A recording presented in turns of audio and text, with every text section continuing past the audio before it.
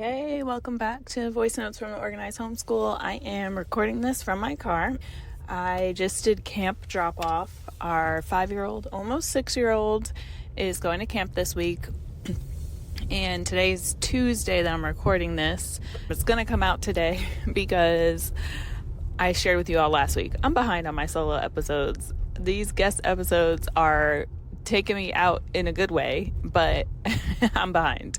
I'm like recording the day of right now, and it's okay because these don't have to be long, and this is something I've been talking to people a little bit about on social media, but like done is better than perfect. They don't have to be perfect, they don't have to be long, and I just have like things I want to chat with you guys about, just like I do with my besties who I'm sending voice notes to. So just did camp drop off, and then I went to Starbucks and I literally got a venti matcha. OMG. I need to reel it in, all the way reel it in.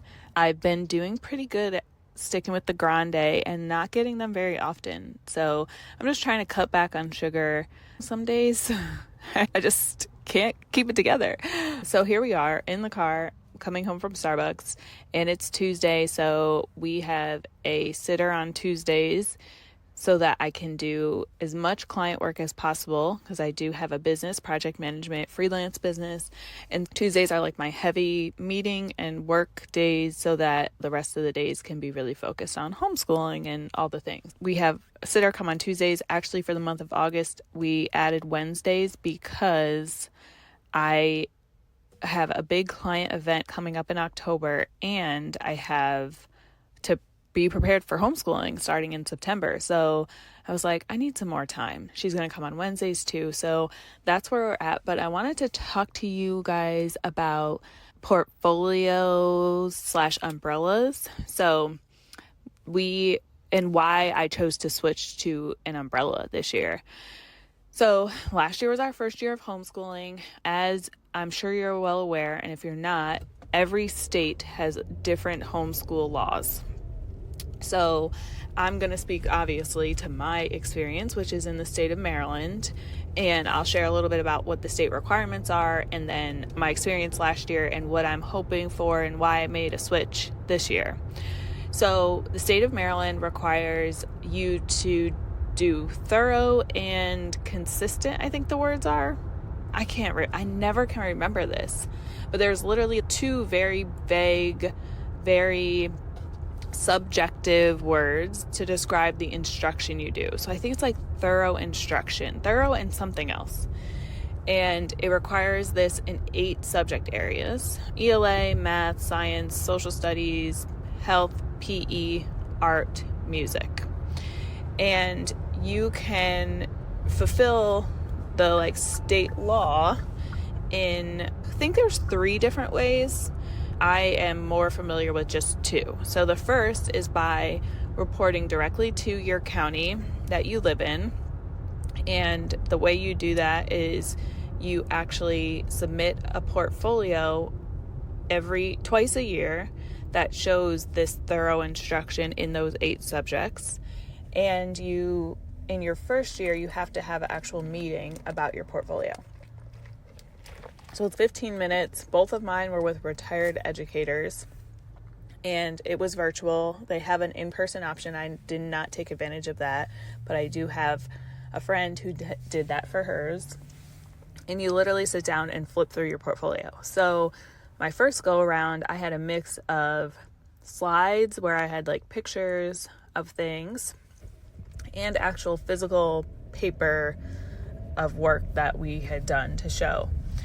My second round, I did everything virtually on slides. So I took pictures of everything. Even if it was a piece of paper that I would have originally held up, like an art project or something, I just took a picture of that art project and put it on the slides. Both times we were marked compliant. There's no like pass fail. It's like compliant or non-compliant. And if you're non-compliant, you have 30 days to show complacency, I don't know the word, to show that you are actually doing this thorough instruction in whatever subjects. They mark you as non-compliant. So both times the people were super nice. They were like the sweetest people. They were super encouraging, said really nice things about myself, my son, based off of what I shared with them. marked compliant. It was like so easy. Like being on the portfolio review was like 10 minutes, 7 minutes. Like it was just super, super easy. What I didn't necessarily care for was like a couple things. One is the time it took for me to put the portfolio together.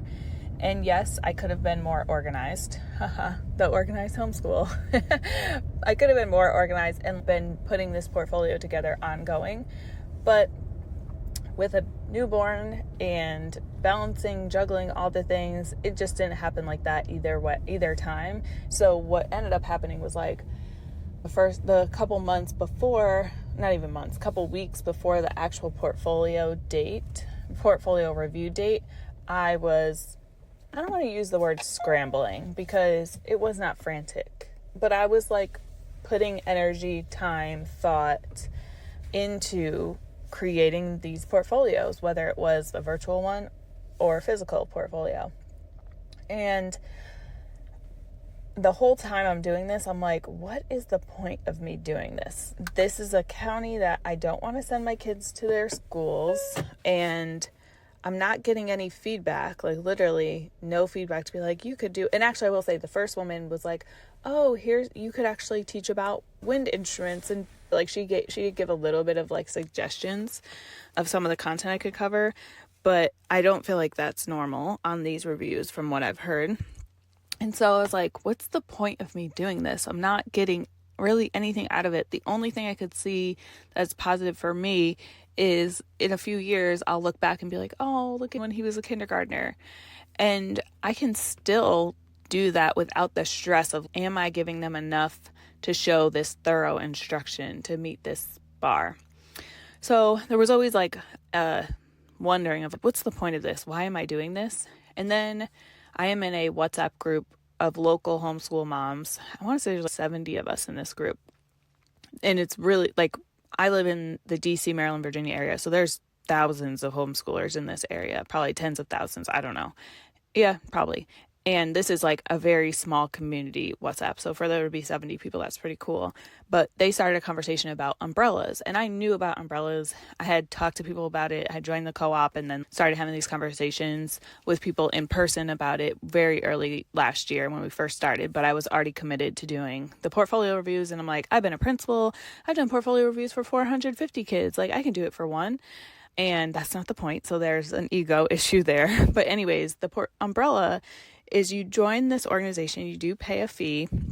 It's very minimal, like $50 a year per kid, or some of them are even per family. And what they do, and the law for umbrellas is slightly different. They just have to report that you're meeting the state requirement to the state for you. So you don't even end up having to do any type of portfolio review unless the umbrella requires that of you. The conversation was happening in the WhatsApp group where they're talking about the umbrellas that they're in, and most people were a part of this one umbrella that they really loved, and they were like, it's so easy. And literally comment after comment was like 4 or 5 in a row that were just like, my only regret is not doing it earlier. This has made my life so much easier. Like things like that. And I was like, oh, Erica, like you probably should just do the umbrella and just give up this portfolio review. If you want to keep a portfolio, you can do that and make it so much more chill and just fun and cute. And so I sent that umbrella an email. They responded literally the very next day. I sent them like a late night email and they were like, we have a information session tonight if you're available. So I joined that and they were like, this counts as like your first requirement. All you have to do is pay and like formally sign up and you're good to go for the year until until the spring where you have to do another meeting with us. And that's it. And I'm like, okay, this is just part of being organized and together that I need to lean into more is taking things off my plate. So having a babysitter once a week. Do I feel like I should be able to do it all and manage everything without a babysitter? 100%, because that's just my personality. But do I have to? And should I just chill out and let me have some help? Yes. So having a babysitter, we don't do our own lawn care. We pay someone to do that. I don't deep clean my house. I pay someone once a month to deep clean my house. I wish I could pay them once a week, honestly. It's like the best feeling ever. Coming home to a clean house. Whenever they come, I always leave and come back so I can walk into the house clean.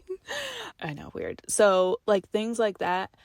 And so like this umbrella, I don't have to do a portfolio review. There is a way for me to work less and do less, especially if it's something that's not important to me. And so let it go. So I've let it go. I've fully signed up. I let the county know that we're no longer doing the portfolio review, that we joined an umbrella. That's all I had to do was send them an email, tell them which umbrella we joined, and now we're good to go.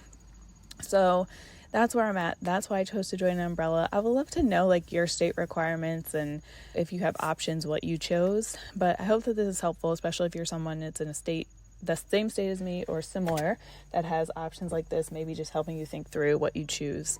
But yeah, thanks for listening. What do I have going on? Oh, this is coming out today and I'm in the middle of a back to school sale for my planner. So definitely grab that planner. It is going to be the only sale I do once a year. I decided, I'm like, I love back to school. Like, we are homeschoolers. Back to school makes sense to be the perfect time for sales. And so this will be the only time I put things on sale. So grab the planner. It's only $18 right now. I'm going to make updates based off of your feedback. You'll always get the updated version. So let me save you time. You don't have to create the planner. Tell me what it is you want.